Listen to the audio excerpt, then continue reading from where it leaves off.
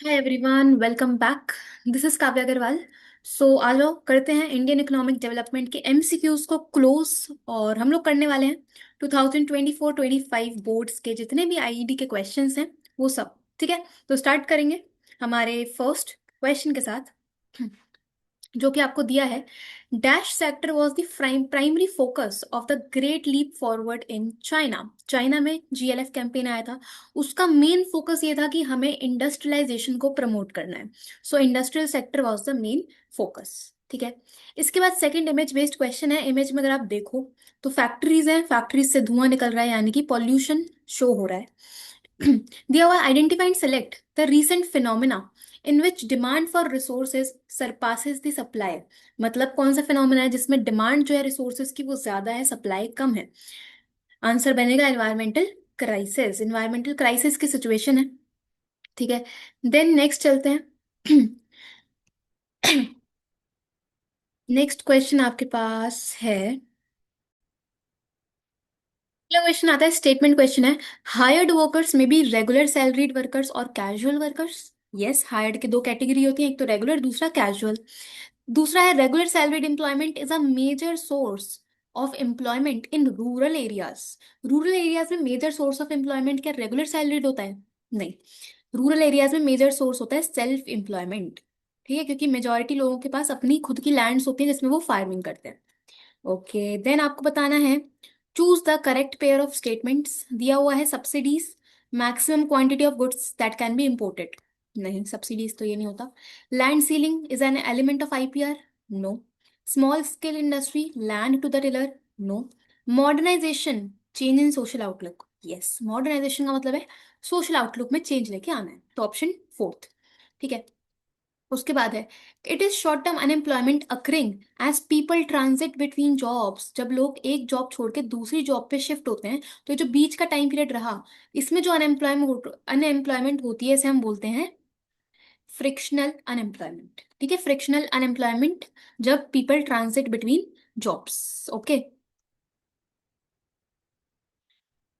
Then इसके बाद next चलते हैं। नेक्स्ट क्वेश्चन है आपके पास। Prior to economic reforms, public investment in social infrastructure by China resulted in better HDI.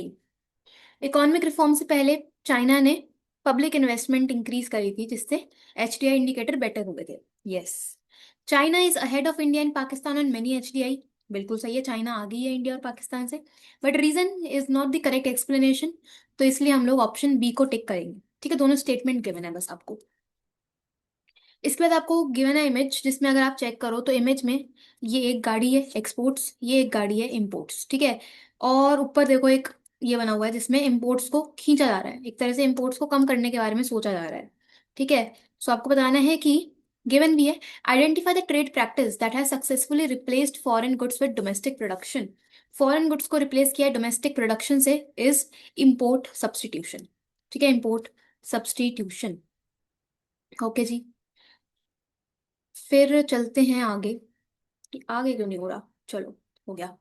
आपको दिया हुआ है match the correct pair of meaning. दिया है HDI, human development indicator, rule of law. नहीं। डेमोग्राफिक इंडिकेटर में गया है कॉन्स्टिट्यूशनल प्रोटेक्शन। ये भी नहीं। कॉन्स्टिट्यूशनल प्रोटेक्शन आता है लिबर्टी इंडिकेटर में। लिबर्टी इंडिकेटर में special economic zone, generation of additional economic activities. Yes, special economic zone से देखो इंडस्ट्रियलाइजेशन बढ़ेगा, इन्वेस्टमेंट बढ़ेगा, तो इकोनॉमिक एक्टिविटीज भी जनरेट होंगी, तो ये तो सही है। ठीक है, कम्यून सिस्टम में बोला है कलेक्टिव इंडस्ट्रियलाइजेशन, तो ये गलत माना जाएगा, क्योंकि कम्यून सिस्टम में बात हुई थी कलेक्टिव फार्मिंग की। कलेक्टिव फार्मिंग की, तो ऑप्शन सी हमारा करेक्ट है। ठीक है जी। ओके, देन आपको दिया है human capital formation increases the rate of participation of population to economic activities and leads to economic growth. मतलब कि एचसीएफ से पार्टिसिपेशन रेट बढ़ता है और इकोनॉमिक ग्रोथ होती है। सही है। Rate of participation means percentage of people engage in production process. Participation rate का मीनिंग है कि कितने लोग प्रोडक्शन में एंगेज हैं, उसकी परसेंटेज। बिल्कुल सही, बट करेक्ट एक्सप्लेनेशन नहीं बोल सकते, क्योंकि ये तो आपको सिंपल डेफिनेशन बताइए रीजन में, तो ऑप्शन बी हमारा आंसर होगा। ओके जी, फिर बताया India is not a member of which of the following regional grouping. तो इंडिया जो है वो ब्रिक्स का मेंबर है, ठीक है। ब्रिक्स में जो आई है ये रिप्रेजेंट करता है इंडिया को, ठीक है। G20 में भी इंडिया आता है। सार्क का मतलब है साउथ एशियन, साउथ एशियन मतलब एशिया में तो इंडिया आएगा ही आएगा, तो इसमें भी है। बट G7 में India is not a member, तो ऑप्शन डी, ठीक है। G7 में India is not a member. Okay जी।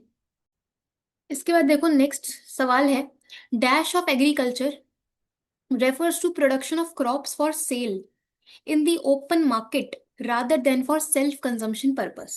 मतलब जिसमें आप क्रॉप्स को सेल करने की जगह, सॉरी सेल कर रहे हो, सेल्फ कंजम्पशन की जगह आप क्रॉप्स को मार्केट में सेल कर रहे हो, वो होता है हमारा कमर्शलाइजेशन, ठीक है। कमर्शलाइजेशन में हम सेल्फ कंजम्पशन को छोड़ के मार्केट में सेल करने के बारे में सोचते हैं, कमर्शलाइजेशन। ओके जी।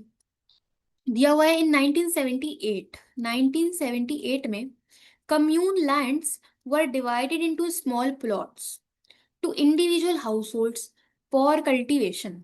क्या मतलब है इसका कि 1978 में कम्यून लैंड्स जो थी, जो कम्यून लैंड्स थी उनको हमने स्मॉल प्लॉट्स में डिवाइड किया था और इंडिविजुअल को दिया था फॉर कल्टीवेशन। बिल्कुल सही है। 1978 में चाइना में रिफॉर्म्स आए थे ठीक है, चाइना में रिफॉर्म्स आए थे और रिफॉर्म्स के अंडर ही हमारा कम्यून लैंड्स का भी टॉपिक आता है एग्रीकल्चर में, तो ये तो सही है। Under commune system professionals were sent to work and learn from countryside. क्या ऐसा हुआ था कम्यून सिस्टम में प्रोफेशनल्स को बाहर भेजा था कि वो काम सीख के आए? नहीं, कम्यून सिस्टम में तो हम एग्रीकल्चर की बात करते हैं, प्रोफेशनल्स को बाहर भेजा गया था GPCR में, ठीक है। ओके। देन है identify the options that emphasize the role of information and technology. IT sector का रोल बताना है। सबसे पहले अचीविंग सस्टेनेबल डेवलपमेंट में हेल्प करेगा, बिल्कुल। Attainment of food security, yes, food security attain करने के लिए IT सेक्टर हेल्प करता है। Disseminate information regarding emerging technologies, disseminate का मतलब है इंफॉर्मेशन स्प्रेड करने में हेल्प करता है, बिल्कुल करता है, तीनों करेक्ट है, ठीक है, तीनों करेक्ट है। इसके बाद आपको बोला है under the land reforms Indian government fixed the minimum land size which could be owned by an individual. Land ceiling, basically land reforms में इंडियन गवर्नमेंट ने मिनिमम लैंड की एक लिमिट सेट कर दी थी कि इतना मिनिमम लैंड है जो एक पर्सन होल्ड कर सकता है। आप सोचोगे बिल्कुल सही है, लैंड सीलिंग की बात हो रही है, बट नहीं मेरे प्यारे बच्चों, नहीं बच्चों तो नहीं, मेरे प्यारे दोस्तों, मैक्सिमम नहीं, और सॉरी मिनिमम नहीं, मैक्सिमम लिमिट की बात हुई थी। मैक्सिमम लिमिट सेट की गई थी ना कि मिनिमम, ठीक है। तो ये स्टेटमेंट हो गया गलत। ओके। रीजन बताया है, the purpose of land ceiling was to avoid concentration of land ownership in few hands. बिल्कुल, लैंड सीलिंग का पर्पस ही क्या था कि कुछ लोगों के पास लैंड ना रहे, कंसेंट्रेशन को कम करना है, तो ये सही है। असर्शन गलत है, रीजन सही है। Dash are the people who operate their own farms and enterprise. कौन लोग हैं जो खुद के ओन करते हैं, खुद ही ओन कर रहे हैं अपने फार्म्स और एंटरप्राइजेस? सेल्फ एम्प्लॉयड, ठीक है। सेल्फ एम्प्लॉयड के पास अपनी खुद की रिसोर्सेज होती हैं फॉर द लाइवलीहुड। ओके। इसके बाद है agriculture marketing is a process that involves the dash of agriculture commodity. Agriculture marketing में क्या क्या आएगा? देखो एग्रीकल्चर मार्केटिंग में प्रोसेसिंग आएगा, ग्रेडिंग आएगा, असेंबलिंग आएगा, बट प्राइवेटाइजेशन ये कहाँ से यहाँ पे टपक गया भाई? प्राइवेटाइजेशन नहीं आता, बाकी तीनों आएंगे, सेकंड, थर्ड और फोर्थ, ठीक है। फिर आपके पास dash is based on the idea that education and health are integral to human well being. कौन सी चीज बेस्ड है इस चीज पे कि एजुकेशन और हेल्थ एक ह्यूमन के वेलबींग के लिए इंपॉर्टेंट है? आंसर आएगा इसका ह्यूमन डेवलपमेंट, ठीक है, ह्यूमन डेवलपमेंट। ओके जी। In recent years all the adults are encouraged to open bank accounts as a part of scheme. कौन सी स्कीम है जिसमें लोगों को एंकरेज किया जा रहा है कि वो अपने अपने बैंक अकाउंट ओपन करें? आंसर होता है इसका जन धन योजना, जन धन योजना, ठीक है। जन धन योजना याद कर लेना, 3 मार्क्स में इसका एक्सप्लेनेशन आ जाता है, तो ये इंपॉर्टेंट है। ओके। इसके बाद है आपको चार्ट गिवन है जिसमें जो ग्रे वाली लाइन है ये तो हमारी GDP की लाइन है जो कि इंक्रीज होती हुई दिख रही है ना, और ये जो ब्लैक वाली लाइन है ये एम्प्लॉयमेंट की लाइन है जो कि डाउन जा रहा है। सो कौन सा कॉन्सेप्ट है आपको ये बताना है जिसमें GDP तो बढ़ रहा है बट एम्प्लॉयमेंट तो डाउन जा रहा है? आंसर आएगा इसका जॉबलेस ग्रोथ, ठीक है, जॉबलेस ग्रोथ, क्योंकि टेक्नोलॉजी की वजह से जो GDP है वो इंक्रीज हो रही है। ओके जी। फिर आपको बोला है environmental concerns of waste generation and pollutions have become critical due to reversal of demand and supply relationship। Waste generation और पॉल्यूशन जो है वो क्रिटिकल बन चुके हैं क्योंकि डिमांड और सप्लाई का रिलेशन रिवर्स हो चुका है। बिल्कुल सही है। ठीक है, डिमांड सप्लाई रिवर्सल यानी कि पहले के टाइम पे जो सप्लाई होती थी रिसोर्सेज की वो ज्यादा थी, डिमांड कम थी, तो सारी चीजें एकदम सही चल रही थी। बट अभी के टाइम पे देखो तो डिमांड इतनी ज्यादा बढ़ती जा रही है क्योंकि पॉपुलेशन बढ़ रही है, सप्लाई कम है, तो of course pollution, global warming ये सब देखने के लिए मिलेगा। ठीक है। Environmental crisis happens, environmental crisis कब होगा? जब rate of resource extraction less होगा देन रेट ऑफ रीजनरेशन। गलत। क्राइसिस के लिए जो रिसोर्सेज का एक्सट्रैक्शन है वो ज्यादा होना चाहिए रीजनरेशन से, कि रिसोर्सेज ज्यादा यूज हो रही है, रीजनरेट कम हो रही है, तो क्राइसिस की सिचुएशन अराइज होती है। ठीक है, सो ये स्टेटमेंट हो गया गलत। ओके जी। फिर आपको गिवन है स्टेटमेंट बेस्ड क्वेश्चन, दिया हुआ है the British policies were accountable for commercialisation of Indian agriculture. बिल्कुल सही है, ब्रिटिशर्स की वजह से ही कमर्शलाइजेशन हुआ था। In the larger interest of Indians the British rulers focused on the infrastructural growth of India. क्या इंडियंस के लिए ब्रिटिशर्स ने इंफ्रास्ट्रक्चर पे फोकस किया था कि इंडियंस का फायदा हो? नहीं, अपने खुद के फायदे के लिए किया था। ठीक है, तो गलत है ये तो। फिर दिया है आपको information plays a crucial role in judicious decision making about investing in human capital. बिल्कुल सही है, ह्यूमन कैपिटल में इन्वेस्ट करने के लिए इंफॉर्मेशन भी एक अच्छा रोल प्ले करता है। बिल्कुल। रीजन गिवन है क्योंकि individual invest to acquire information about labour market and other areas जैसे कि एजुकेशन एंड हेल्थ, तो ये भी सही है। इंडिविजुअल्स इन्वेस्ट करते हैं ताकि उनको नॉलेज मिल पाए, तो दोनों सही है, एक्सप्लेनेशन करेक्ट है ऑप्शन बी। ठीक है, option B. Identify which of the following does not indicate the similarities in the policy of India and Pakistan. India और पाकिस्तान में बहुत सी सिमिलैरिटीज थी, कौन सी नहीं थी वो बताना है। Dual pricing policy, dual pricing policy तो चाइना में आया था, ना तो इंडिया ना पाकिस्तान, तो ऑप्शन ए ही आंसर बनेगा। बाकी तीनों जो पॉइंट्स गिवन है, ऑप्शंस गिवन है, वो दोनों कॉमन थे इंडिया और पाकिस्तान में। ठीक है। ओके, देन आपको दिया हुआ है, हमें बताना है incorrect statement about rural banking system. पहला given in the post independence period a well structured rural banking system was formulated in India. Independence के बाद एक structured rural banking system establish हुआ था। बिल्कुल हुआ था, है ना, institutional non institutional. Rural banking system in India consist of set of multi agency institutions. बिल्कुल, मल्टी एजेंसी मतलब कि बहुत सारे अलग अलग टाइप के इंस्टीट्यूशंस बने थे रूरल बैंकिंग सिस्टम में। यस। तीसरा है regional rural banks, cooperative and land development banks are few important components of banking system. बिल्कुल। फोर्थ है rural banking system in India works under the guidance, instruction and supervision of State Bank of India. क्या rural banking system SBI के according चलता है? नहीं, ये चलता है नाबार्ड या फिर आप बोल लो आरबीआई के अकॉर्डिंग। ठीक है, आरबीआई रेगुलेट करेगा, तो ऑप्शन डी इनकरेक्ट है। ठीक है, ऑप्शन डी। इसके बाद इन the post independence era the policy makers of India pushed for self reliance for the first dash 5 year plan. Self Reliance के लिए कितने 5 ईयर प्लान तक सोचा गया था? 7। ठीक है, ये याद रखना, for 7 5 year plan self reliance पे फोकस किया गया था। ओके। इसके बाद है production of diverse variety of crops rather than one specialised crop.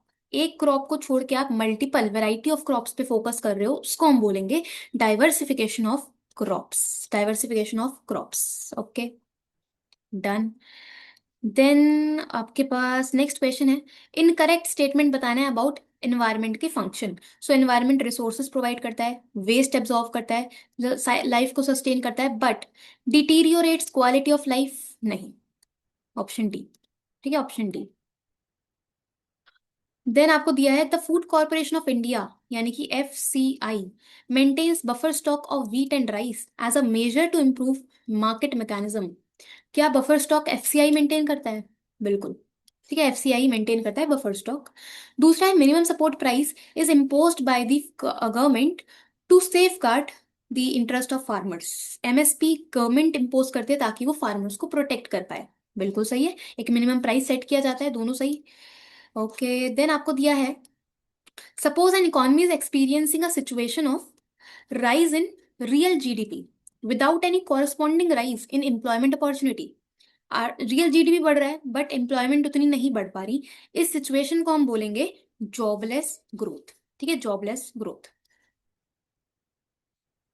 Assertion है excessive regulation of permit licence raj prevented certain private firms from becoming more efficient, मतलब कि बहुत ज्यादा लाइसेंसिंग सिस्टम चल रहा था, जिसकी वजह से जो प्राइवेट फर्म्स थी वो कॉम्पिटिटिव और एफिशिएंट बनने से पीछे रह गई। बिल्कुल सही है। क्योंकि भाई इतना ज्यादा लाइसेंसिंग लाइसेंसिंग होगा तो आपका ज्यादातर टाइम तो लाइसेंस लेने में निकल जाएगा, काम कब करोगे।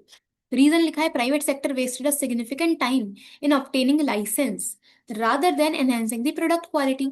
सही बात है, वही लिखा है, दोनों सही, एक्सप्लेनेशन एकदम करेक्ट। ठीक है। अच्छा, इसके बाद देखो अगला क्वेश्चन आपके पास है असर्शन रीजन। तो दिया हुआ है the year 1921 is called as the year of great divide. Year आपको याद होना चाहिए, year of great divide is 1921। Yes.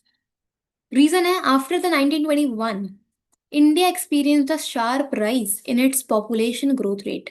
1921 के बाद से इंडिया का जो पॉपुलेशन है वो बहुत तेजी से ऊपर गया था, इसलिए उसे हम ईयर ऑफ ग्रेट डिवाइड बोलते हैं। तो सही है, एक्सप्लेनेशन एकदम correct, option A. Okay. Then आपको दिया है Mao initiated the great leap forward movement in the year. तो जीएलएफ कैंपेन कब आया था? ईयर आपको याद होने चाहिए, very very very important. GLF campaign आया था 1958 में। ठीक है, 1958। ओके। इसके बाद बोला है the Indian government adopted a policy of fixing maximum land holding limit for an individual. एक मैक्सिमम लिमिट लगा दी कितना लैंड आप होल्ड कर सकते हो, जिसे हम बोलते हैं लैंड सीलिंग। ठीक है, लैंड सीलिंग। ओके। इसके बाद है study the following image and identify the measure adopted by government to improve agricultural marketing. So image अगर हम देखें, गवर्नमेंट ने कौन से स्टेप लिए मार्केटिंग को इम्प्रूव करने के लिए। सो देखो सब कुछ बहुत रेगुलेटेड सा दिख रहा है। ठीक है, गवर्नमेंट ने क्या किया होगा, रेगुलेटेड मार्केट का स्टेप लिया होगा मार्केट इंप्रूव करने के लिए। ठीक है। ओके जी। इसके बाद which of the following correctly defines liberalisation. Liberalisation को कौन सा पॉइंट पूरी तरह से डिफाइन कर रहा है? सबसे पहले outright sale of parts, sale of part of shares of PSU. PSU का पार्ट आप सेल कर रहे हो, जिसे हम बोलते हैं प्राइवेटाइजेशन। तो ये तो होगा नहीं। Increase integration with the rest of the world, rest of the world के संग इंटीग्रेशन इंक्रीज हो, तो ये तो ग्लोबलाइजेशन में आता है। Removal of restrictions imposed by government on different sectors of the economy. Government ने जितनी भी रिस्ट्रिक्शंस लगाई हैं उनको हटा देना, दिस कम्स अंडर लिबरलाइजेशन। ठीक है। ओके। फिर है आपके पास in China under dash peasants were provided with pooled land to create large fields that could yield greater output and they shared farm implements। मतलब चाइना में कौन सा सिस्टम आया था, कौन सी पॉलिसी आई थी जिसमें पीजेंट्स यानी कि फार्मर्स को कलेक्टिव लैंड प्रोवाइड किया गया था, जिससे वो फार्मिंग कर पाए, आउटपुट जनरेट कर पाए। फार्मिंग की बात हो रही है, एग्रीकल्चर की बात हो रही है, कम्यून सिस्टम, कम्यून सिस्टम। ठीक है। इसके बाद है white revolution is associated with. White revolution में हमने मिल्क प्रोडक्शन की बात करी थी, यानी कि डेयरी प्रोडक्शन। ठीक है, dairy production. Which indicator may be defined as the measure of the extent of demographic integration, demographic participation in social and decision making, political decision making. कौन से इंडिकेटर हैं जिसमें हम ये पता लगा सकते हैं कि डेमोग्राफिक पार्टिसिपेशन कितना अच्छा है, पॉलिटिकल डिसीजन मेकिंग कितने सही से हो रही है? इसका आंसर आता है लिबर्टी इंडिकेटर। ठीक है, लिबर्टी इंडिकेटर। ओके। फिर आपको बोला है employment is an activity which enables a person to earn means of livelihood for his or her family. बिल्कुल सही है, यही होता है employment. A worker is one who contributes to the process of GDP by rendering his productive service. क्या worker वही बंदा होता है, वही पर्सन होता है जो कि प्रोडक्शन में कंट्रीब्यूट करे? बिल्कुल, दोनों सही हैं स्टेटमेंट। ठीक है, टिक्स तो आप मार ही लोगे यार ऑप्शन में, हम बस करते हैं जल्दी जल्दी से।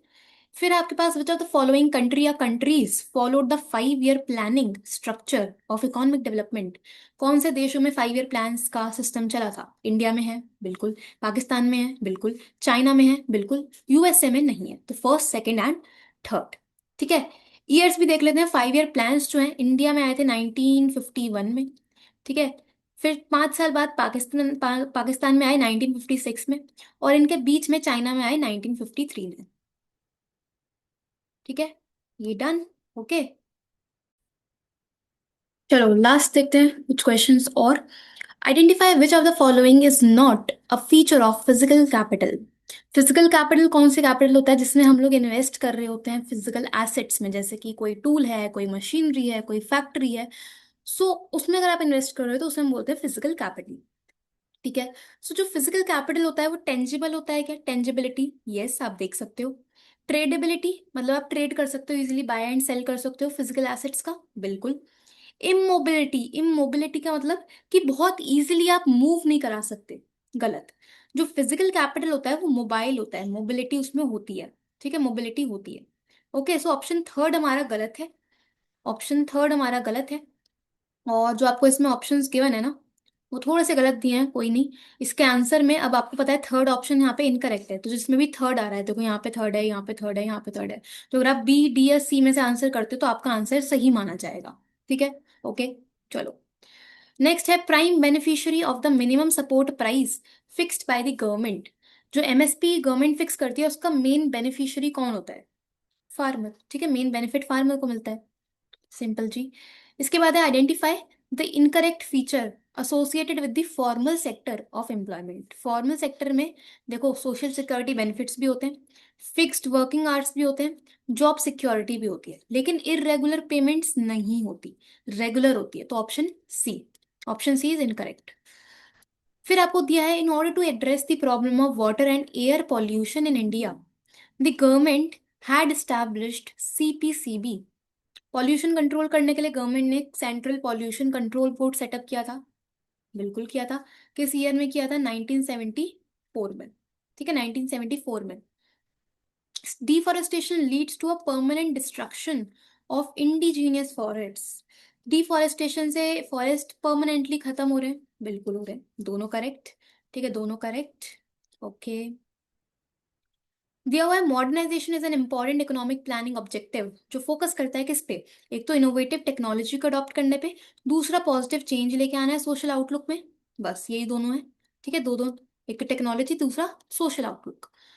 Okay, recently India hosted and chaired the summit of dash, one of the regional economic groupings. India ने होस्ट किया, इंडिया ने ही समिट ऑर्गेनाइज किया था, G20, ठीक है, G20। Under dash unemployment, the marginal productivity of a worker is equal to zero। मतलब एक worker कितना एडिशनल एफर्ट मार रहा है वो जीरो होता है। कौन सा अनएम्प्लॉयमेंट होता है? डिसगाइज्ड। डिसगाइज्ड में फर्क नहीं पड़ता कितने भी लोग लग जाएं एक्स्ट्रा, प्रोडक्टिविटी जीरो आएगी, ठीक है। इसके बाद है dash is one of the demographic indicator in which Pakistan is ahead of India and China. किसमें पाकिस्तान आगे था? Urbanisation, population density, fertility rate या सेक्स रेशो? सोचो, इसका आंसर बनेगा फर्टिलिटी रेट, ठीक है, फर्टिलिटी रेट जो है वो पाकिस्तान में हाई था। ओके, फिर है outsourcing from India has become more intensified in recent times due to the expansion of dash sector. कौन से सेक्टर का एक्सपेंशन की वजह से आउटसोर्सिंग इंडिया में और ज्यादा फेमस होता जा रहा है? जो कि है आईटी सेक्टर, इंफॉर्मेशन टेक्नोलॉजी, ठीक है। Last question, last question. Suppose the percentage of casual workers rises in an economy as compare to regular workers. Regular workers के कंपैरिजन में कैजुअल वर्कर्स बढ़ते जा रहे हैं, इसको हम लोग बोलते हैं casualisation of workforce, casualisation of workforce, option second, ठीक है, ऑप्शन टू। ओके, डन, ठीक है। सो हम लोगों ने सारे एमसीक्यूज कर लिए आईडी के, ठीक है। मैंने आप लोगों को पिछले वीडियोस में 2022-23, 2023-24 और अभी हमने 2024-25 के जितने भी इंपॉर्टेंट के जितने भी एमसीक्यूज थे बोर्ड्स के वो सारे हमने कर लिए, मैक्रो भी और इंडियन इको भी, ठीक है। सो 6 वीडियोस में हमने कंप्लीट करे सारे के सारे एमसीक्यूज और बहुत सारे कर लिया यार, मतलब तुमने करीब मान लो 150 क्वेश्चन आपने मैक्रो के कर लिए, 150 क्वेश्चन आपने आईडी के कर लिए, अच्छी बात है, प्रैक्टिस हो गई, असर्शन रीजन कर लिए, स्टेटमेंट बेस्ड कर लिए, सब कर लिया, ठीक है। सो इनकी प्रैक्टिस करो, क्वेश्चंस में डाउट आता है तो कमेंट कर देना, बाकी मिलते हैं और कुछ न्यू वीडियोस में। Thank you so much.